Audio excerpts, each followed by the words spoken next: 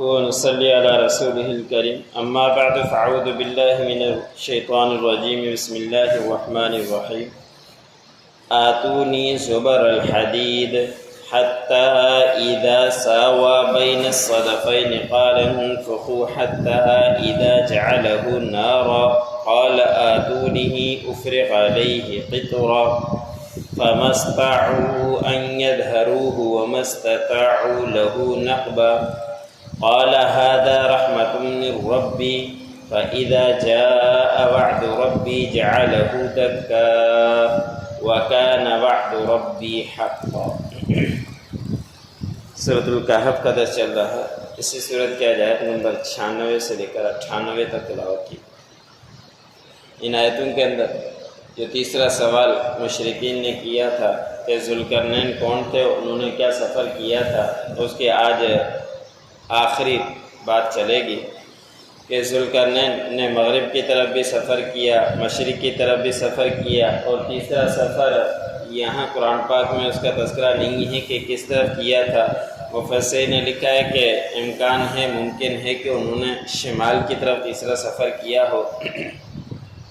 اور وہ تیسرے سفر میں جب ایسے مقام پر پہنچے تھے تو وہ ان کی بات نہ سمجھ رہے تھے، نہ ذوالقرنین ان کی بات، نہ وہ ذوالقرنین کی بات سمجھ رہے تھے۔ بیچ میں کسی ترجمے والے نے ان کی بات کروائی تو ان لوگوں نے اپنی شکایت کی کہ اس درے سے دونوں طرف پہاڑ تھے لیکن ایک درہ خالی تھا، تو ان لوگوں نے یہ شکایت کی کہ یہاں سے یہ یاجوج ماجوج قوم آ جاتی ہے اور بہت فساد مچاتی ہے، آپ سلطنت کے بادشاہ ہو، وزیر اعظم ہو، ساری طاقت آپ کے پاس ہے، ہمارے لیے کام کر دو کہ اس درے سے کوئی بڑی دیوار کھڑی کر دو تاکہ یہ لوگ یہاں سے آ نہیں پائے۔ تو انہوں نے یہ بھی کہا تھا کہ ہم آپ کے لیے چندہ جمع کرتے ہیں، جیسے آپ کہیں گے ہم تعاون کریں گے، ہمارے لیے کام کر دو۔ تو ذوالقرنین نے کہا کہ اللہ رب العزت نے مجھے بہت قدرت دی ہے، تمہارے چندے کی مجھے ضرورت نہیں ہے، بس تم جسمانی قوت کے ساتھ میری مدد کرو۔ آج کے آیت میں اللہ رب العزت نے فرمایا کہ ذوالقرنین نے ان سے کہا کہ تم میرے پاس لوہے کے ٹکڑے لاؤ، اور یہاں تک کہ جب وہ دونوں سروں کے درمیان، جو پہاڑوں کے سروں کے درمیان تک برابر تک وہ پہنچ گئی جو دیوار انہوں نے کھڑی کی تھی، اس کے بعد ذوالقرنین نے کہا کہ اس کو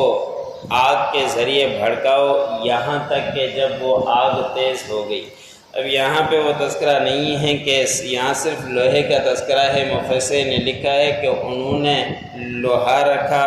اس کے اوپر لکڑی رکھی اور اس کے اوپر کوئلہ رکھا، اس طرح وہ کرتے گئے اور یہاں تک کہ دونوں پہاڑوں کے سروں تک پہنچا دیا۔ یہ چیز ایسی ہے، پھر اس کے اندر آگ لگائی، آگ لگنے سے لکڑی اور کوئلہ بہت تیزی کے ساتھ جلا اور یہ لوہا آگ کی طرح لال ہو گیا۔ اس کے بعد حضرت ذوالقرنین نے فرمایا کہ اس کے اوپر لاؤ گرم تانبا جو ہم لوگوں نے تیار کیا ہے، اس تانبے کو لا کر اس کے اوپر ڈال دو تاکہ جو معمولی سوراخ بھی کہیں سے نظر آ جائے وہ بھی اس کے ذریعے سے بند ہو جائیں۔ تو اس کے اوپر گرم تانبا ڈال دیا گیا اور اس کے بعد وہ دیوار مضبوط ہو گئی۔ حضرت ذوالقرنین نے کہا کہ یہ نہیں طاقت رکھتے ہیں کہ اس کو پھلانگ کر آ جائیں، اور نہیں یہ طاقت رکھتے ہیں کہ اس سے سوراخ کر دیں، بس یہ اللہ رب العزت کی طرف سے میرے اوپر رحمت تھی جو میں نے آپ لوگوں کے ساتھ تعاون کر دیا۔ پچھلے واقعے کے اندر بھی خضر علیہ السلام کے گزرا کہ خضر علیہ السلام نے بڑے بڑے کام کیے جو موسیٰ علیہ السلام کو عجیب لگے۔ حضرت موسیٰ علیہ السلام نے سوال کیا تھا، اس وقت بھی حضرت خضر علیہ السلام نے یہی فرمایا تھا کہ یہ میرے پروردگار کی رحمت ہے۔ ہر انسان اگر اسی بات کو دیکھ لے تو اس کے لیے کامیابی ہو جائے، لیکن آج کل کا ماحول یہ ہے کہ میں ہم کرتے رہتے ہیں، تو یہی تکبر کی ایک نشانی ہوا کرتی ہے کہ میں نے یہ کر دیا، ہم نے یہ کر دیا، سب اللہ رب العزت کی طرف نسبت نہیں ہوتی۔ ان انبیاء کرام نے کتنے بڑے بڑے کام کیے تو فوراً اپنی طرف انہوں نے نسبت نہیں کی، فوراً اپنے پروردگار کی طرف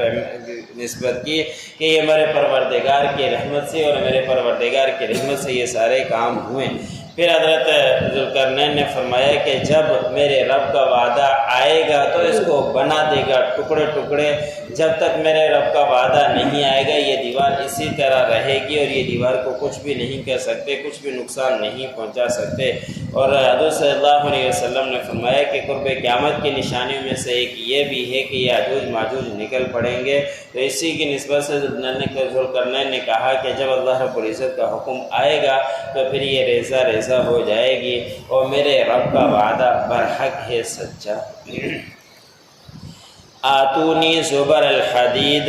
تم میرے پاس لے کر آؤ لوہے کے ٹکڑے، حتی اذا ساوا بین الصدفین قال انفخوا، یہاں تک کہ جب وہ دونوں سروں کے برابر ہو گیا تو ذوالقرنین نے کہا کہ اس میں آگ بھڑکاؤ، حتی اذا جعلہ نارا، یہاں تک کہ جب اس کو کر دیا ساری کو آگ، قال آتونی افرغ علیہ قطرا، ذوالقرنین نے فرمایا کہ میرے پاس لے کر آؤ گرم تانبا، فما استطاعوا ان یظہروہ وما استطاعوا لہ نقبا، ذوالقرنین نے فرمایا کہ وہ نہیں طاقت رکھتے کہ اس کے اوپر چڑھ جائیں، اور نہ ہی وہ اس طاقت رکھتے ہیں اس بات کی کہ اس میں سے سوراخ کر دیں۔ قال ھذا رحمۃ من ربی، ذوالقرنین نے فرمایا کہ یہ میرے پروردگار کی مجھ پر رحمت ہے۔ وَإِذَا جَاءَ وَعْدُ رَبِّي جَعَلَهُ دَكًّا، اور پھر جب آئے گا میرے رب کا وعدہ تو اس کو کر دے گا ریزہ ریزہ، ٹکڑے ٹکڑے۔ وَكَانَ وَعْدُ رَبِّي حَقًّا، اور میرے پروردگار کا وعدہ برحق ہے، سچا۔